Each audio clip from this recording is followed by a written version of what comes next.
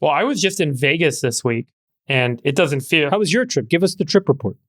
Yeah, I went to the Google Next conference, but I will say, first off, like, no crime in Vegas. Like, Vegas is Vegas. It's a very different environment. But I went to the Google Next conference. I ended up going out because at Ohalo, we did a partnership with GCP. So we're moving all of our infrastructure and doing a lot of model development on GCP.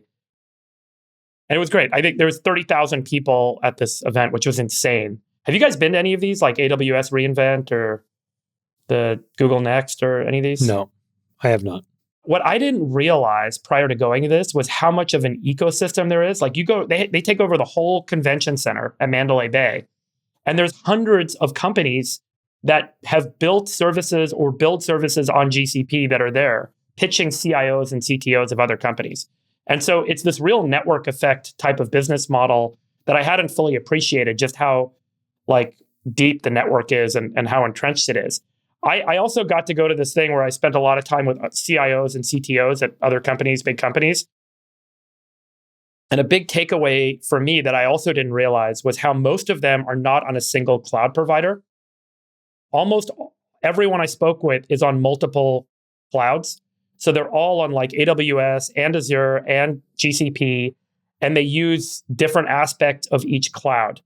And there's a lot of interoperability between the clouds now, which I had previously, my naive concept of this, because I'm obviously not deeply in the space, was that a company picks a cloud and they move everything over to that one service provider. Mm-hmm. But it turns out that they split. And then they allocate dollars based on the services and the pricing.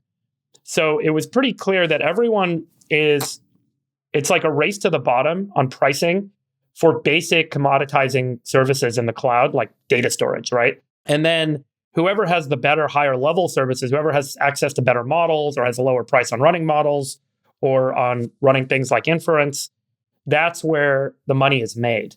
Yeah. And the gross margin on that is quite different. And I think that's where a company like Google probably has a much bigger advantage because of the uniqueness and the quality of the models that they've developed. But yeah, I didn't really appreciate like how much there was. Well, so my other big takeaway was the cloud is a wide open competitive market right now. Like, there is no AWS lock-in in this market. There's no Azure lock-in. There's no GCP lock-in like these guys. Yeah.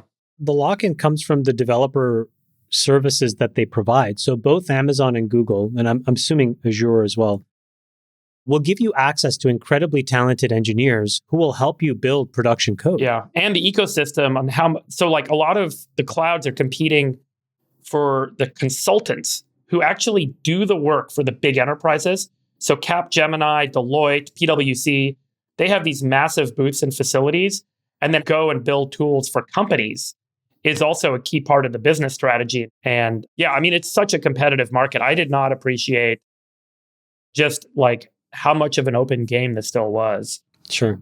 It was a great couple of days in Vegas. And I got to see some of our friends. We ducked in and saw Helmuth in the Poker Go studio for a minute.